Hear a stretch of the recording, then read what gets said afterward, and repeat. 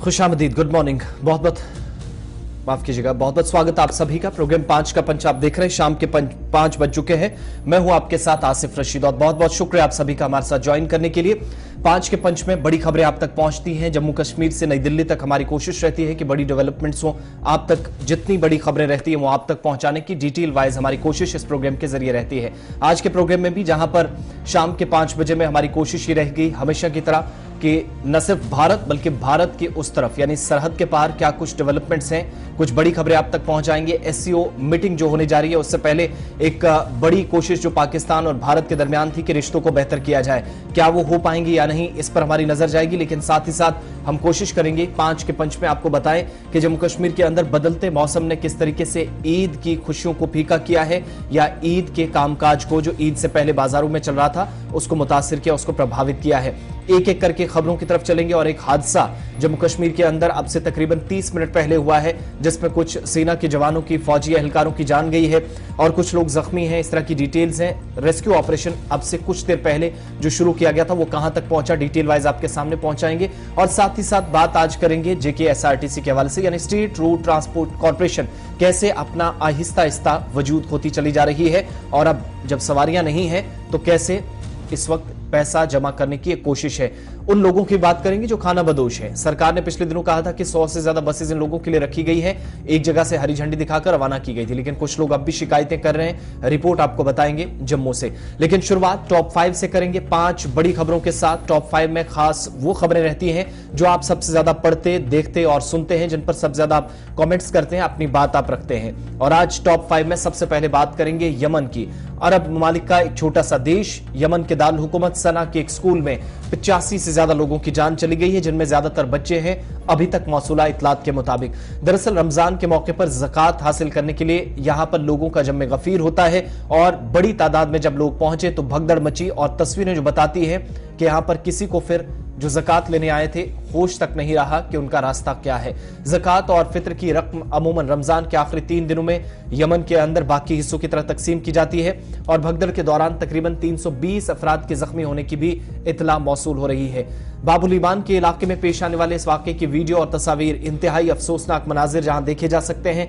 मुख्तलिफ रिपोर्ट्स भी सामने आई हैं और खबरसां इदारे रॉयटर्स की रिपोर्ट भी ये बताती है कि सैकड़ों अफराद इस स्कूल में इमदाद लेने के लिए गए थे, जिनमें बच्चे थे और फीकस 9 अमेरिकी डॉलर, 5000 यमनी रियाल यानी 740 हिंदुस्तानी और 2500 पाकिस्तानी रुपए इन लोगों को दी जानी थी। यानी ज़कात या जो फित्र की रकूमात थी या जो माल था वो इनमें तकसीम हो रहा था। साल 2015 में यमन के अंदर हुकूमत का तख्ता उलटने के बाद दारुल हुकूमत का जो कंट्रोल है हूसी बागियों के कब्जे में है और यमनी वजारत दाखिला की जो हुकाम है वो बताती है कि इमदाद तकसीम करने वालों को हिरासत में ले लिया गया है और वाक़े की तहकीकात भी शुरू कर दी गई है। सना में जहां पर सेहत आमा के हुकाम ये भी कहते हैं कि इस वाक़े में मुतअद्दिद अफराद जख्मी हुए हैं, जिनके मुताबिक 13 अफराद की हालत तशवीशनाक है।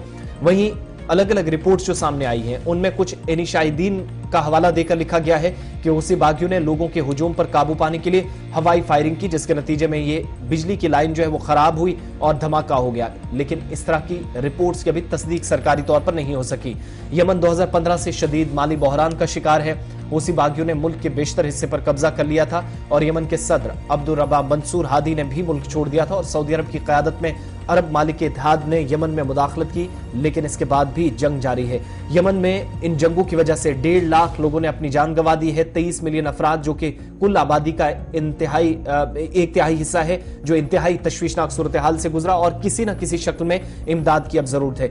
गुज़श्ता हफ्ते यमन में जंग में शामिल फरीक़ैन के दरमियान कैदियों का तबादला हुआ था, जिसे मुल्क के 8 साल खाना जंगी या जो इंटरनल वॉर चल रही थी उसके खात्मे की जानिब एक अहम कदम के तौर पर देखा जा रहा था। लेकिन ईद से चंद घंटे पहले एक और हादसा हुआ जिसमें भगदड़ मचने से ज़कात और फित्र का जो माल था या तकसीमकारी का अमल था उस दौरान भगदड़ मची। 85 से ज्यादा लोगों की मौत, 325 से ज्यादा लोग जख्मी हुए हैं। ईद के हवाले से बात हो रही है तो दूसरी खबर पर आप चलेंगे कि मुल्क के कुछ हिस्सों में यानी भारत, पाकिस्तान और दीगर कई हिस्सों में जिनमें श्रीलंका, बांग्लादेश भी है, ईद उल फित्र के हवाले से तैयारियां हो रही हैं। अब ईद कल होगी कुछ मकामात पर जहां चांद नजर आएगा उस हिसाब से, और अगर आज यानी जुमेरात को चांद नजर नहीं आता तो फिर ईद हफ्ते के रोज मनाई जाएगी। सऊदी अरब के अंदर भी इस तरह की तैयारियां हैं। लेकिन जम्मू कश्मीर की जहां तक बात है, जहां पर 23 मार्च को भी रोजा रखा गया था और वादी कश्मीर में तब से अब तक देखें तो उस हिसाब से आज भी शवाल का चांद देखा जाएगा। इसके लिए रुईते हिलाल कमेटी का जो इजलास है वो श्रीनगर के अंदर अब से थोड़ी देर बाद जो है वो शुरू होगा और जो तो तफसीली रिपोर्ट्स हैं वो साथ साथ आती है और देर रात चांद नजर आने या ना नजर आने की जो है इम्कानात के हवाले से तफसीलात शेयर कर दी जाएंगी। लेकिन बात जहां तक तैयारियों की है तो नासाजगार मौसमी सूरत हाल के बायस बाजारों में ईद की आमद के पेश नजर मामूल की जो गहमा गहमी थी वो एक बार फिर से मुतासिर हुई है। पिछले कुछ दिनों में अच्छी खरीदारी से एक इलाकों में बाजारों में लोग काफी खुश नजर आए थे। दर्जा हरारत में गिरावट दर्ज हुई थी, लेकिन सड़कों और गली कोचों में पानी जमा होने की वजह से और लगातार जो बारिश हो रही है कुछ एक इलाकों में मुसलसल तो कुछ एक इलाकों में वक्फे से उसने लोगों का अबूर मरूर मुश्किल कर दिया है। दुकानदार कहते हैं कि ईद से 4 या 5 दिन कबल ही बाजारों में लोगों की गैर मामूली भीड़ होती थी, लेकिन इस साल ऐसा बहुत कम नजर आ रहा है। दूसरी तरफ कुछ एक इलाकों में जहां पर आज के वक्त में भी ईद से एक हफ्ता पहले ही दुकानों पर पांव धरने की जगह नहीं मिलती थी, वहां पर भी मायूसी दुकानदारों के चेहरों पर और रिवायती जो गहमा गहमी थी वो कम नजर आ रही है। इतना ही नहीं, इस बार इंतहाई कम तादाद में खरीदार मुख्तलिफ दुकानों पर नजर आ रहे हैं, क्योंकि एक मुआशी सरगर्मियां भी बहुत सारे हिस्सों में कमजोर हुई हैं। कोविड लॉकडाउन की वजह से भी लोग इंतहाई मुश्किलात से गुजरे हैं। तो दूसरी तरफ इस बात पर भी नजर है कि आज जब चांद देखा जाएगा, क्योंकि 13 मालिक के ताल्लुक रखने वाले जो फल्की उलूम के 25 माहिरीन ने उनका मुश्तरका एलामिया जारी हुआ है, जिसमें कहा गया है कि सऊदी अरब में रमजान मुबारक 30 रोज का होगा, जबकि ईद हफ्ता यानी 22 अप्रैल को होगी। और माहिरीन ये भी कहते हैं कि चांद जदीद दूरबीन से भी नहीं देखा जा सकता। तो दूसरी जानिब माहिरीन ये भी कहते हैं कि आज होने वाले सूरज ग्रहण के दौरान ही नए चांद की पैदाइश हुई है। चांद की उम्र कम होने के बायस आज चांद नजर आने का इम्कान नहीं है। पैरामीटर्स के मुताबिक पाकिस्तान और सऊदी अरब में ईद उल फित्र 22 अप्रैल को होगी। उस हिसाब से अगर चांद नजर आया तो परसों यानी 22 तारीख को हिंदुस्तान के अंदर भी ईद मनाई जाएगी। ताहम चांद यहां पर भी देखा जाएगा, आज भी इसके लिए तैयारियां हैं। मगर दूसरी तरफ आप देखेंगे तो इन सब के दरमियान जब ईद की तैयारियां चल रही हैं तो कारोबारी मसरूफ जहां माजी में नजर आते थे ईद के मौके पर, आज मायूस नजर आ रहे हैं, क्योंकि खरीदार बहुत कम बाजारों में है। सिक्योरिटी भी बहुत सारे इलाकों में और सिक्योरिटी फोर्सेस गश्त भी कुछ एक इलाकों में ईद से पहले करती नजर आ रही हैं। ये दूसरी खबर थी। तीसरी खबर की तरफ चलेंगे और बात कांग्रेस लीडर और साबिक वायनाड से रुकने पार्लियामेंट राहुल गांधी की, जिनको मोदी सरने मामले में गुजरात की सेशन अदालत से राहत आज भी नहीं मिली और अदालत ने राहुल गांधी को दी गई 2 साल की सजा के खिलाफ अर्जी को मुस्तरद कर दिया। ट्रायल कोर्ट ने राहुल गांधी को हित के इज्जत के मामले में 2 साल की सजा सुनाई थी और राहुल गांधी जो इस मामले में हाई कोर्ट से कल रुजू करेंगे और अहमदाबाद के अंदर खबर है कि उनके वकील की तरफ से दलाइल पेश किए जाएंगे। सूरत की ज़ैली अदालत ने मोदी सरने मामले में राहुल गांधी को कसूरवार करार देते हुए उन्हें 2 साल की सजा सुनाई थी, जिसके बाद राहुल गांधी ने सजा के खिलाफ सेशन अदालत में अर्जी दायर की थी। अगर सेशन अदालत की जानिब से सजा को मनसूख कर दिया जाता तो राहुल गांधी को लोकसभा की रुकनीत दोबारा मिल सकती थी, रुकनीत बहाल हो जाती। लेकिन सूरत गुजरात के सेशन कोर्ट से फैसला सुनाए जाने के बाद कांग्रेस लीडर जयराम रमेश की तरफ से भी कहा गया कि कानून के तहत दस्तयाब तमाम इख्तियारात को इस्तेमाल करने का सिलसिला जारी रहेगा। शाम 4 बजे तक भी कहा गया कि डॉक्टर अभिषेक मनु सिंह भी इस मामले पर जब मीडिया को मालूमात फराहम की गई तो उस वक्त भी इसकी तनकीद जरूर की गई, कुछ फैसलों पर सवाल उठाए जाते रहे। लेकिन एडिशनल सेशन जज आरपी मोगीरा की अदालत ने गुज़श्ता हफ्ते राहुल गांधी की अर्जी पर समाअत के बाद अपना फैसला महफूज रख लिया था और राहुल गांधी 2019 के लोकसभा इंतखाबात में केरला के वायनाड से जीतकर पार्लियामेंट पहुंचे थे। सूरत की अदालत ने 23 मार्च को बीजेपी लीडर पुर्नेश मोदी की अर्जी पर समाअत के बाद राहुल गांधी को सजा सुनाई थी। इसके बाद लोकसभा से उन्हें नाअहल करार दिया गया था, लेकिन इस फैसले को चैलेंज 3 अप्रैल को राहुल गांधी ने किया था। मगर आज समाअत हुई तो कोई फैसला उनके हक में नहीं आया और अब कल वो अदालत का रुख करेंगे, ऊपरी अदालत जाएंगे। हाई कोर्ट जो हमारे पास इत्तलात हैं कि अहमदाबाद में इस मामले को लेकर जाएंगे। ये तो एक तरफ की खबर। जम्मू कश्मीर से भी रिएक्शंस आए। महबूबा मुफ्ती ने जमहूरियत के लिए इसे सयाह दिन करार दिया है। आगे चलकर इस पर और बात करेंगे, लेकिन बात अमृतसर पंजाब की। मफरूर अमृतपाल सिंह की अहलिया किरणदीप कौर को आज अमृतसर एयरपोर्ट से हिरासत में ले लिया गया। रिपोर्ट्स के मुताबिक वो लंदन जाने की फिराक में थी, लेकिन फ्लाइट में सवार होने से पहले उसे हिरासत में ले लिया गया। किरणदीप कौर से फिलहाल पूछगछ जारी है और यहां पर यह याद दिलाना जरूरी है कि पंजाब पुलिस ने वारिस पंजाब दे तंजीम के सरबराह अमृतपाल सिंह और इसके साथियों के खिलाफ 18 मार्च को कार्रवाई की थी। इस दौरान पुलिस ने उसके सैकड़ों हामियों को गिरफ्तार भी किया। ताहम अमृतपाल सिंह अपने कुछ करीबी लोगों के साथ फरार होने में कामयाब रहा। इसके बाद पुलिस मुसलसल उसकी तलाश कर रही थी। पुलिस इसके अहले खाना और करीबी दोस्तों से भी पूछगछ कर रही थी। अमृतपाल सिंह ने इस साल फरवरी में बरतानिया की एक NRI किरणदीप कौर से शादी की थी और फरवरी में अमृतपाल से शादी करने के बाद किरणदीप कौर पंजाब चली आई। फिलहाल अपने शौहर के आबाई गांव जुलूपुर खेड़ा में रह रही थी, लेकिन किरणदीप खानदान की जो जड़ें हैं वो जालंधर में बताई जाती हैं और किरणदीप और अमृतपाल की शादी अदाकार और कारकुन दीप सिद्धू के वारिस पंजाब ने तंजीम के सरबराह के ओहदा संभालने के महीनों बाद हुई थी। पंजाब पुलिस ने माजी में भी किरणदीप कौर से पूछताछ की थी। ये पूछताछ अमृतपाल सिंह के सरगर्मियों के लिए मुबैना गैर मुल्की फंडिंग के सिलसिले में हुई थी। तहकीकात के दौरान पुलिस को भी मालूम हुआ कि अमृतपाल को 35 करोड़ रुपए की फंडिंग हासिल हुई थी। इस तरह की खबरें हैं, लेकिन अभी मजीद इस पर तस्दीक होना बाकी है। आज अमृतपाल की अहलिया को हिरासत में ले लिया गया जब वो लंदन जाने की तैयारियां कर रही थी, लेकिन एयरपोर्ट से वो पकड़ी गई।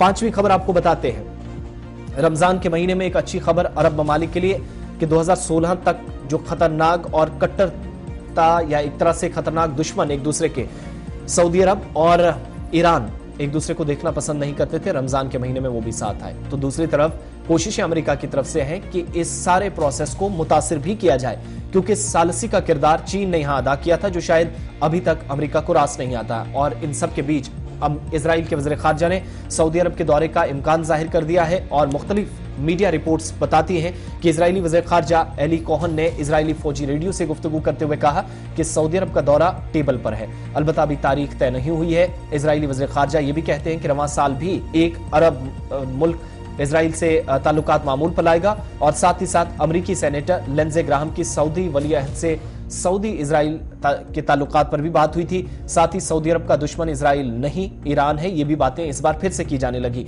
सऊदी ईरान ताल्लुकात में पेशरफ्त इजराइल के लिए खुशाइंद हो सकती है।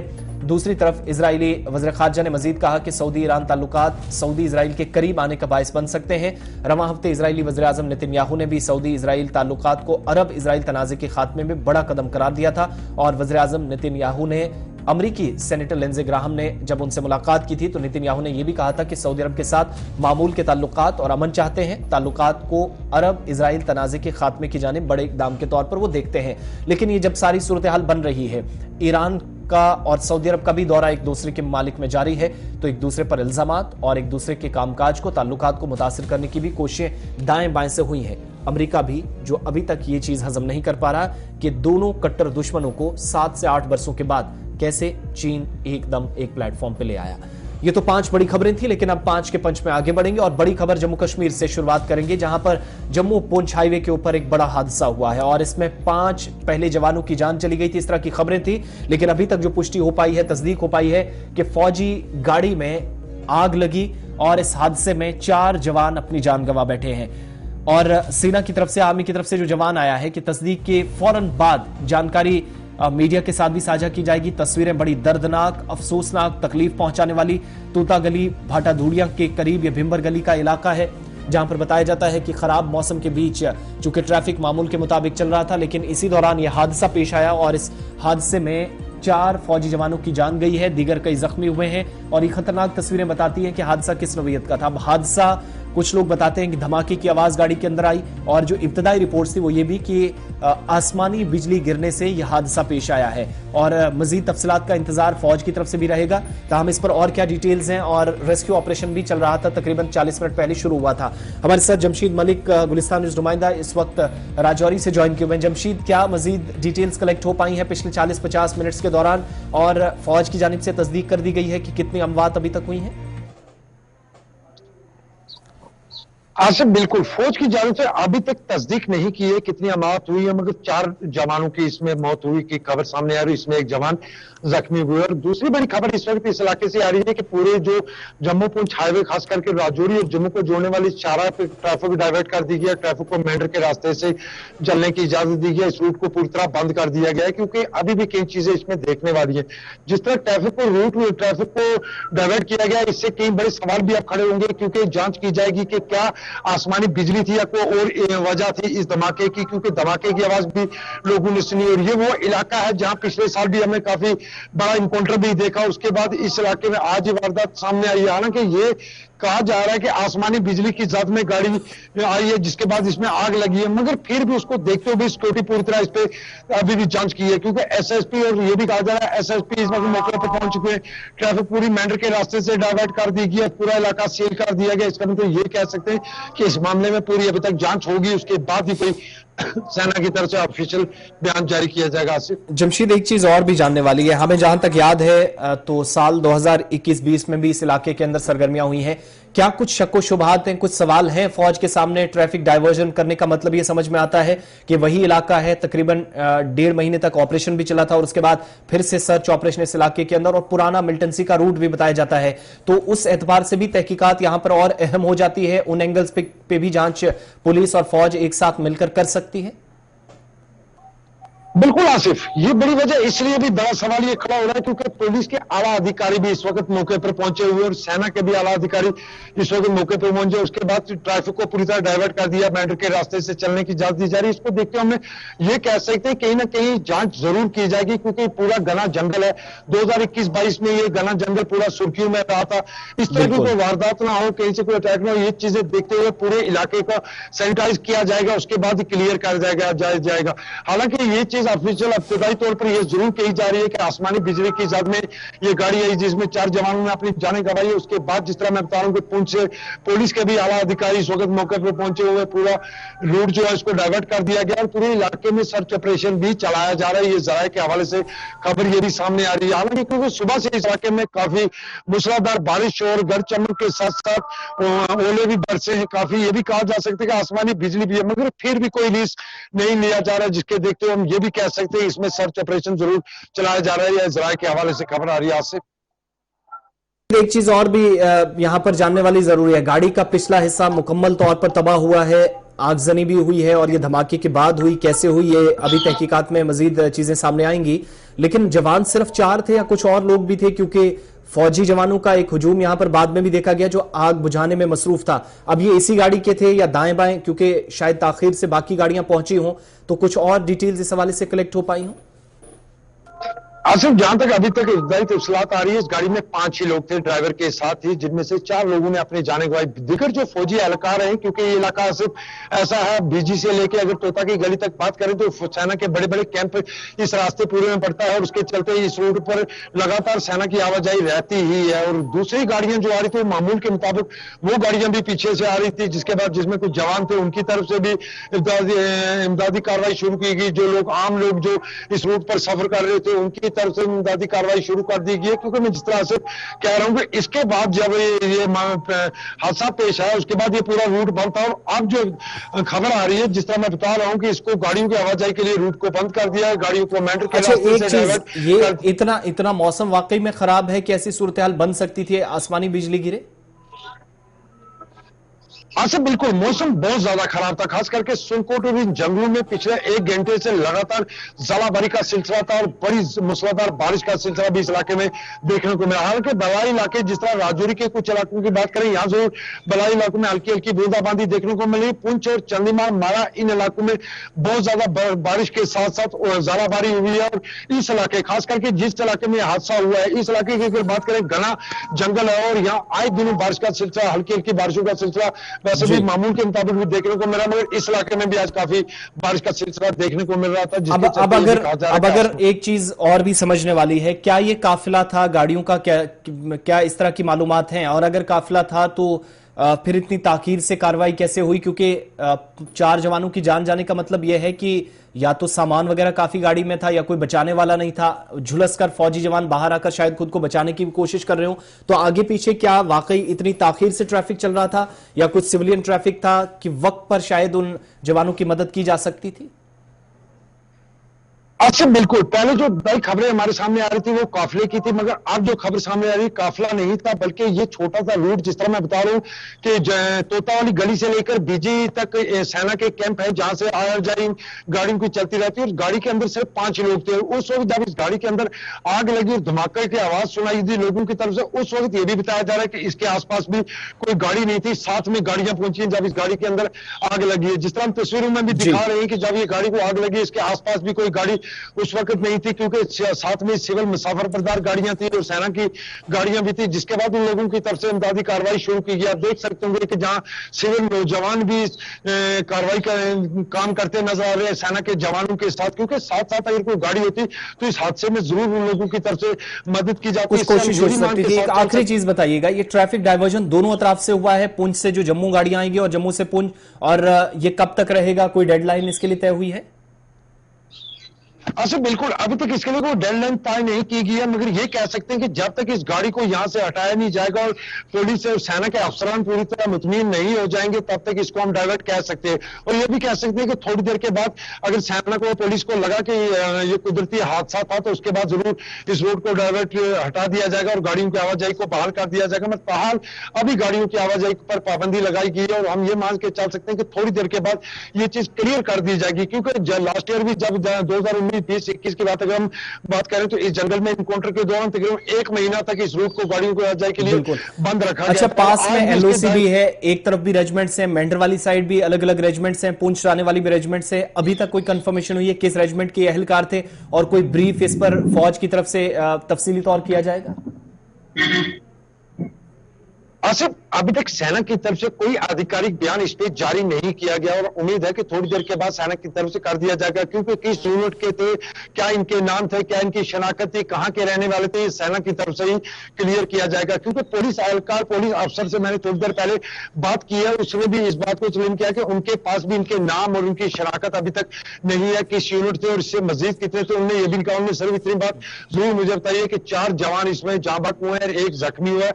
और उसके बाद अभी जो उसने खबर बताई कि रूट को डाइवर्ट जरूर किया गया और थोड़ी देर बाद जिस तरह मैं बता रहा हूं कि अगर मुतमीन हो जाती है जम्मू कश्मीर पुलिस अफसरान और सेना के अफसरान, इसके बाद गाड़ियों की आवाजाही को दोबारा बहाल कर दिया जा सकता है अगर मुतमीन होते हैं तो। वहां से बिल्कुल, बहुत बहुत शुक्रिया तफसीलात फराहम करने के लिए। भी आगे भी नजर रखिएगा इस खबर पर। लेकिन एक बड़ा हादसा हुआ है आज 20 अप्रैल, फौज के लिए बिल्कुल भी अच्छा दिन नहीं। जब बात खित्ता पीर पंचाल की है तो यह हादसा उसी मकाम पर तोता गली के आसपास, जहां पर आपको याद होगा कि 2021-22 में जो आखिरी लम्हात थे दिसंबर और जनवरी के आसपास, जब यहां पर एक तवील ऑपरेशन 33 से 34 दिनों का चला था, मिलिटेंट्स की मूवमेंट भी, और 9 के करीब जवानों ने अपनी जान गंवाई थी। तो उस इलाके के अंदर काफी एंगल्स हैं, अलग अलग पहलू हैं जिन पर तहकीकात की जाएगी, जांच का विषय है। और फौज की तरफ से जैसे इस पर सरकारी तौर पर तस्दीक की जाएगी, फौज इस पर कोई प्रेस ब्रीफिंग में बयान जारी करेगी, तो मजीद डिटेल्स आपके, क्योंकि इन जवानों की शनाख्त क्या है, कहां किस रियासत से, किस रेजिमेंट से इनका ताल्लुक था, वो भी बताया जाएगा। और साथ ही साथ फौजी एजाज के साथ इनको वापस अपने आबाई इलाकों के लिए रवाना भी किया जाएगा। लेकिन सबसे इंपॉर्टेंट चीज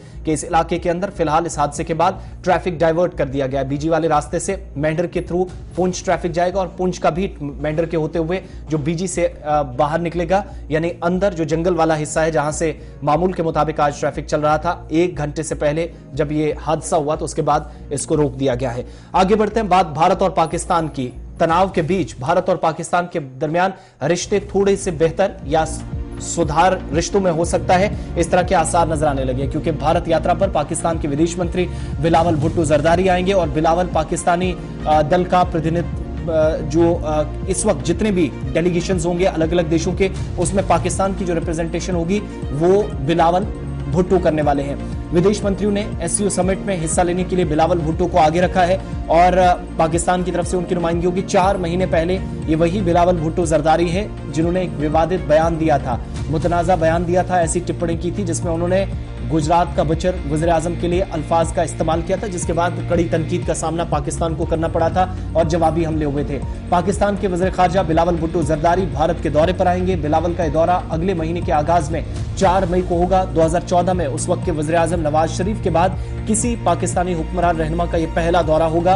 और पाकिस्तान की वज़ारत खारजा के तर्जुमान की तरफ से भी कहा गया कि चीन की क़यादत में शंघाई ताउन तंजीम यानी एससीओ का इजलास 4 मई को हिंदुस्तान की गोवा में होगा और इस तंजीम में चीन, रूस, कजाकिस्तान, उज्बेकिस्तान, किर्गिस्तान और तजाकिस्तान शामिल होंगे।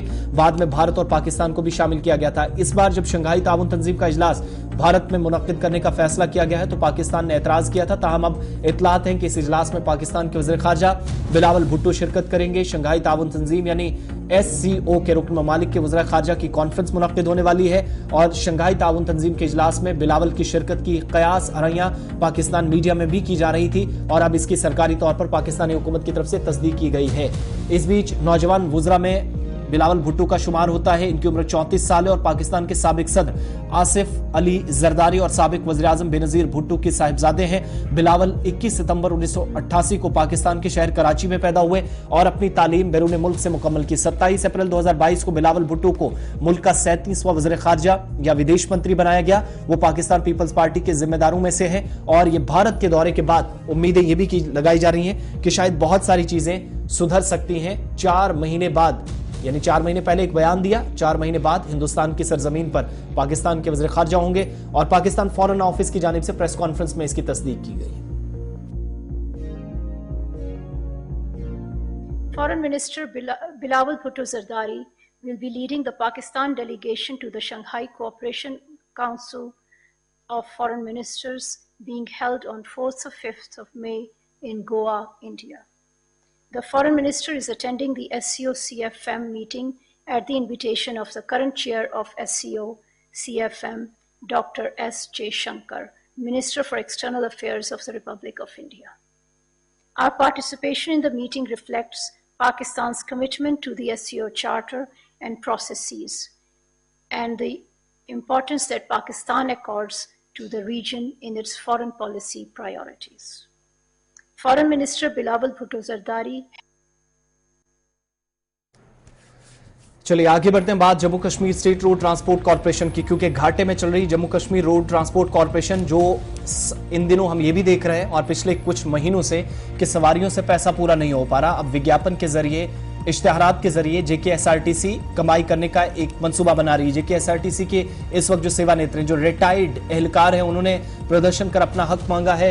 मुसाफिरों से नहीं मिल रहे पैसे, अब जेकेएसआरटीसी इश्तिहार के जरिए पैसे कमाएगी। एसआरटीसी के रिटायर्ड मुलाजमीन ने एहतजाज किया और अपने हुकूक का मुतालबा किया।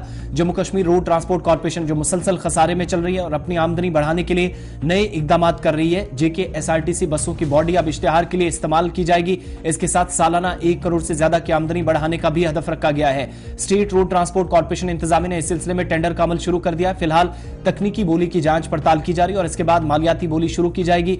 जेकेआरटीसी इंतजामिया मई में स्कीम को नाफिज करने का दावा कर रही है और आरटीसी अगस्त 2019 से खसारे में चल रहा है। पैसे की कमी की वजह से मुलाजमीन को वक्त पर तनख्वाह और रिटायरमेंट के फवायद नहीं मिल रहे। फिलहाल आरटीसी की आमदनी का वाहिद जरिया ऑपरेशन है। अब आमदनी दीगर जराये से ज्यादा 600 जेकेआरटीसी बढ़ाई जाएगी। 600 बसें चलाती है, लेकिन हालात वही हैं जो 1 महीना पहले नजर आ रहे थे या 6 महीने पहले नजर आ रहे थे। कोई ज्यादा बदलाव इस बार नजर नहीं आ रहा है।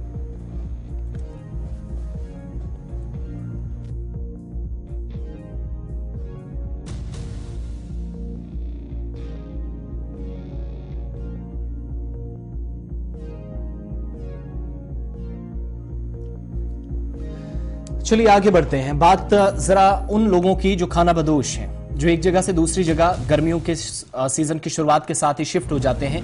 लेकिन अब जो तस्वीरें हम आपको बताएंगे ये उन लोगों की है जो इस रमजान के महीने में भी इंतजार कर रहे हैं कि इंतजामिया आगे आएगी, प्रशासन आगे आएगा, मदद करेगा। गुजर बकरवाल या वो खाना बदोश तबका जो पहाड़ी इलाकों में अब अपने माल मवेशी के साथ जाएगा। सर्दियों में मैदानी इलाकों में रहने के लिए खुराक से महरूम बकरवालों को आज भी हुकूमत की तरफ से सामान और मवेशी एक जगह से दूसरी जगह के लिए गाड़ियां नहीं मिल रही हैं। पिछले दिनों इंतजामिया ने कई गाड़ियों को हरी झंडी दिखाई। यही लोग कहते हैं कि हर जिले से गाड़ी सांबा जा रही है, कठुआ, रियासी जिले से उनकी बरादरी के लोगों को गाड़ियां मिली हैं, लेकिन उधमपुर जिले में अभी तक कोई गाड़ी इन लोगों को नहीं दी गई है। जो दवाएं दी जाती हैं, जानवरों पर काम होता है, उनके लिए, माल मवेशी के लिए दवाएं मिलती हैं, वो भी इन लोगों तक नहीं पहुंची और यहां दवाएं लोगों के मुताबिक, खाना बदोशों के मुताबिक खुद उन्हें खरीदनी पड़ रही हैं। हुकूमत की तरफ से नकल मकानी के लिए चलाई जाने वाली स्कीम से इन लोगों को अभी तक फायदा नहीं मिला है। ये इल्जाम इन लोगों का है और लेफ्टिनेंट गवर्नर इंतजामिया से मुतालबा किया गया कि अगर दूसरे अजला में माल मवेशियों के लिए गाड़ियां दी जा रही हैं तो जिला उधमपुर में क्यों नहीं। दवाइयां जो जरूरी इनको आज के वक्त में होती हैं, कई तरह की बीमारियों से खुद भी परेशान होते हैं, साथ ही साथ माल मवेशी को भी मुश्किलात से गुजरना पड़ता है, वो भी बीमार होते हैं, वबाई मर्ज से गुजरना पड़ सकता है। इन सारी चीजों को सामने रखते हुए इंतजामिया काम नहीं कर रही है। ये इल्जाम खाना बदोशों ने उधमपुर के अंदर लगाया है। गुलिस्तान न्यूज नुमाइंदा किशोर शर्मा की एक खास रिपोर्ट देखिएगा, मुझे आप इजाजत देंगे। लेकिन खाना बदोश जो सरकार से मांग भी कर रहे हैं, सवाल भी पूछ रहे हैं, आज उधमपुर के अंदर गुलिस्तान संवाददाता के साथ बात कर रहे थे। आइए बातचीत देखते हैं और इन लोगों की मुश्किलें क्या है उनको जरा देखिएगा।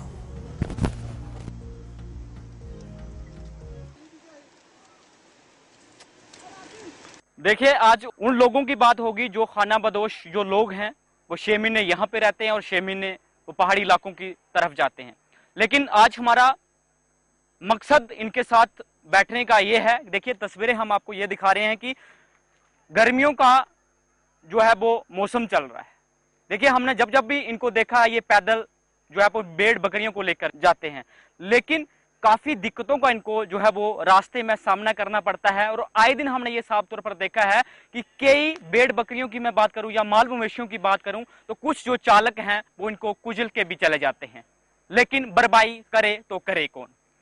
आए दिन हमने ये देखा इनकी तरफ से एहतजाज जताया जाता है, प्रदर्शन किए जाते हैं कि जो सरकार की तरफ से जो स्कीमों की मैं बात करूं, पिछले दिनों भी हमने साफ तौर पर देखा था कि फॉरेस्ट एक्ट की मैं बात करूं, जहां इनको हर चीज की जो रास्ते में ये चलते हैं तो इनको हर चीज की जो है वो फैसिलिटी होनी चाहिए, इनको गाड़ियां जो है वो प्रोवाइड होनी चाहिए, जो इनके डेरे हैं वहां तक इनकी, जहां तक इनकी मंजिल है वहां तक इनको जो है उनकी जो भेड़ बकरियां हैं वहां तक गाड़ियां लेके जाएंगी। लेकिन आज की हालत हम आपको दिखाएं तो हम मात्र उधमपुर डिस्ट्रिक्ट से 30 से 35 किलोमीटर दूरी पे एक पहाड़ के बीच में है। देखिए तस्वीरें हम आपको इसलिए दिखा रहे हैं, ये जो रमजान का महीना चल रहा है, ये लोग देखिए विश्राम यहाँ पे कर रहे हैं। और जब जब भी हमने इनके साथ पैदल सफर किया, हमने ये साफ तौर पर देखा कि कुछ ऐसे भी जो इनकी भेड़ बकरियां हैं वो बीमार रास्ते में सर्द गर्म हो जाती हैं तो कहीं ना कहीं वो रास्ते में भी मर जाती हैं। लेकिन कुछ लोग हैं, इनसे हम बात करने की कोशिश करेंगे।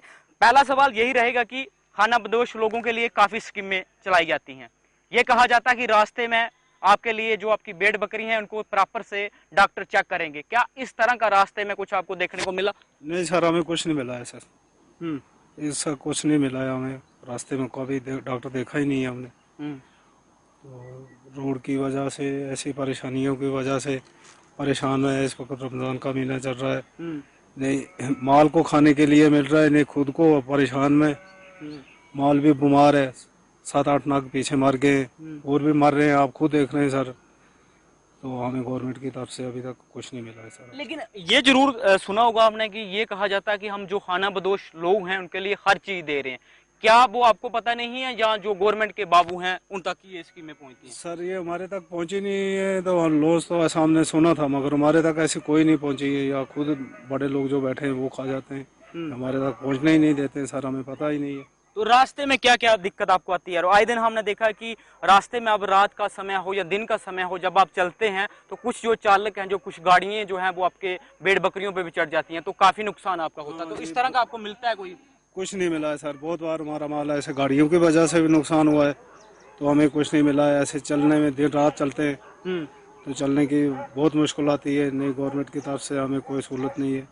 बाकी लोगों को डिस्ट्रिक्ट कठुआ से, डिस्ट्रिक्ट सामना से, जम्मू से, रियासी से गाड़ियाँ मिल रही हैं, मगर उधमपुर वालों को कोई गाड़ी नहीं मिली। हम डीसी साहब के पास भी गए थे, तो डीसी साहब ने बोला जी हमारे पास कोई ऐसा अभी तक लेटर नहीं आया है, पता नहीं क्या अनपढ़ लोग हैं जनाब, हमें वो पता नहीं लेटर क्या होता है क्या नहीं।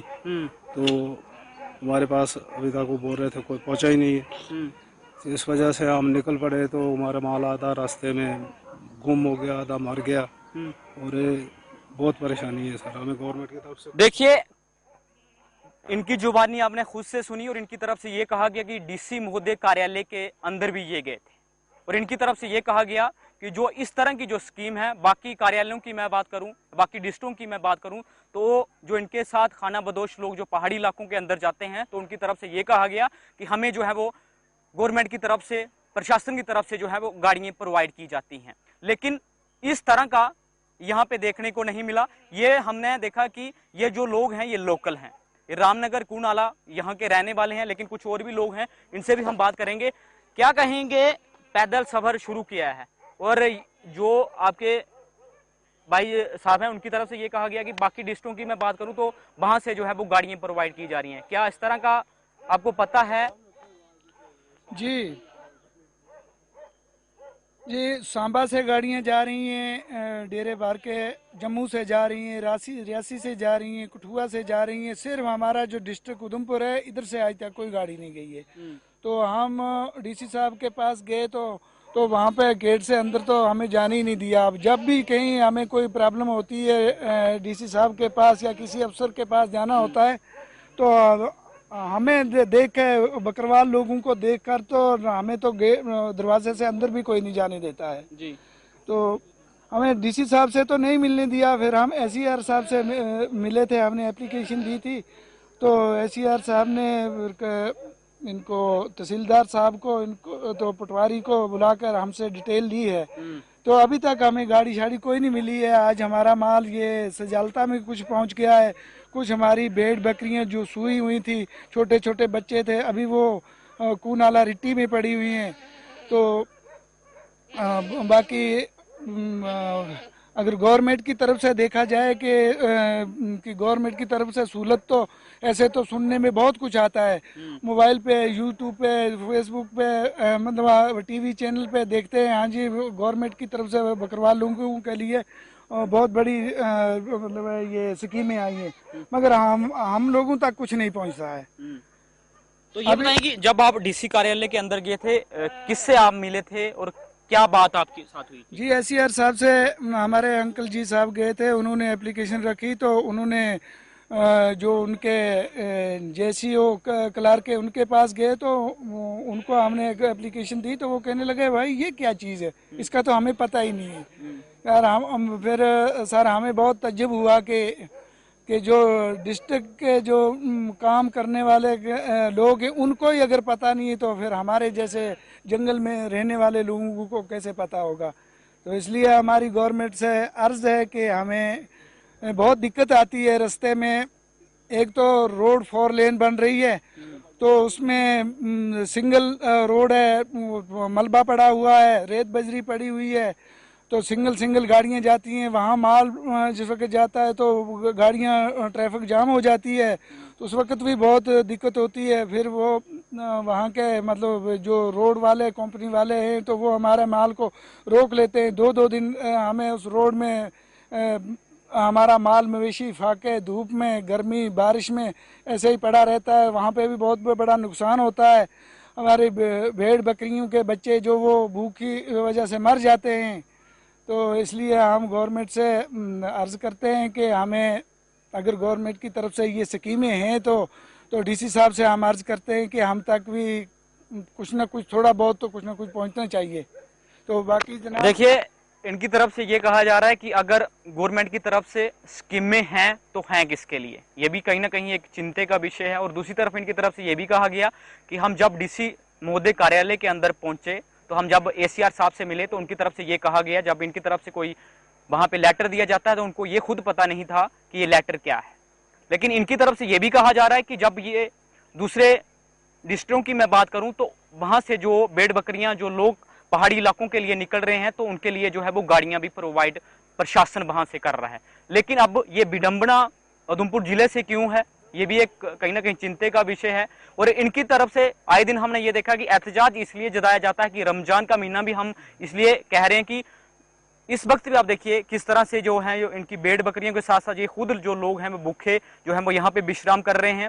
और जैसे ही यहाँ से विश्राम करके निकलेंगे जो पैदल सफर ही इसी तरह से जो है रास्ते में करेंगे। और उनकी तरफ से यही कहा जा रहा है कि जब हम कोई भी गवर्नमेंट की तरफ से कोई स्कीम आती है तो हम टीवी जहाँ सोशल मीडिया पे इस तरह का देखते हैं कि वहाँ पे बड़े बड़े ये दावे किए जाते हैं कि हम जो गुज्जर बकर समुदाय के जो लोग हैं उनके लिए हर चीज़ की जो है वो फैसिलिटी दे रहे हैं।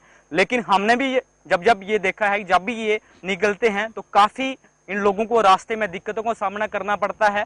और आए दिन हम ये देखते हैं कि स्कीमों जो है वो गवर्नमेंट की तरफ से चलाई जाती हैं, लेकिन आज इस तरह का ये जरूर देखने को मिल रहा है। इनकी तरफ से ये कहा जा रहा है कि शीप हॉस्पिटल की तरफ से जो है, जब आप वहां से चले थे क्या कोई डॉक्टर आपके पास आया था चेक आपकी जो भेड़ बकरियां की गई थी? जी शीप महकमे वाले आए थे, उन्होंने माल को चेक किया था, ठीक था, उस वक्त हमारा माल ठीक था। तो आज जब ये बारिश पड़ी तो इस बारिश में बहुत से भेड़ों के बकरियों के बच्चे मर भी गए। कोई आपने देखा भी कि जो बच्चे हैं तो उनको कंधे पे उठा के ले जा रहे हैं। तो इस वक्त हमें दवाई की भी बहुत बड़ी प्रॉब्लम है। बाकी शीप महकमा की तरफ से जो दवाई मिलती है वो ओरिजिनल दवाई नहीं होती है, इसलिए फिर हमें दवाई ये ब्लैक खरीदना पड़ती है। अगर दवाई नहीं हमारे माल को पहुंचेगी तो फिर तो माल मर जाएगा। तो इसलिए शीप महकमा वाले बेचारे आते हैं, जो छोटे मुलाजम हैं वो आते हैं, पहुंचते हैं, तो मतलब जो उनको ऊपर से दवाई मिली होती है उन्होंने वही देनी होती है। तो जो वो शीप महकमा की तरफ से दवाई है तो वो मतलब वो कोई काट नहीं करती है, वो ओरिजिनल दवाई नहीं होती है, वो कोई डुप्लीकेट दवाई होती है। चलिए देखिए, इनकी तरफ से ये कहा, जो महकमे की तरफ से, शीप हॉस्पिटल की तरफ से जो इनको दवाई दी जाती है, वो भी दवाई जो है वो भेड़ बकरियों को काम नहीं करती। इनको बाहर से फिर से जो है वो नई दवाई खरीदनी पड़ती है। एक तो इनको पैदल चलना पड़ता है, दूसरा इनको जो गवर्नमेंट की तरफ से एक स्कीम जो मिल रही थी वो भी सही ढंग से नहीं मिल रही है, इनकी तरफ से ये भी कहा जा रहा है। लेकिन अब आने वाले दिन बताएंगे कि जो भी लोग अभी पहाड़ी इलाकों के अंदर जाएंगे, क्या उनको गवर्नमेंट, हमारे चैनल के माध्यम से हम यही कहेंगे कि जो भी लोग देख रहे हैं जहाँ जो प्रशासन की तरफ से या गवर्नमेंट की तरफ से जो स्कीमें चलाई जाती हैं, देखिए वो अभी तक जो है वो ग्राउंड पे इंप्लीमेंट नहीं हुई हैं। देखिए, ये हकीकत हम इसलिए दिखा रहे हैं, जहां जहां तक आपकी नजर जाएगी वहां वहां तक आपको जो है इनके भेड़ बकरियां दिखाई देंगी। 5 से 6 फैमिलियों के ये डेरे हैं और ये आपकी अपनी मंजिल की तरफ जो है वो जा रहे हैं। और अब कब तक ये अपनी मंजिल की तरफ पहुंचेंगे, लेकिन इस तरह की जो स्कीमें हैं वो कहीं ना कहीं जो ग्राउंड पे दिखाई जाती हैं कि हम ये कर रहे हैं, वो कर रहे हैं, वो देखिए ग्राउंड पे देखने को नहीं मिलती। तब तक के लिए मुझे और मेरे कैमरामैन राकेश बड़ियाल को दीजिए इजाजत और देखते रहिए गुलिस्तान न्यूज।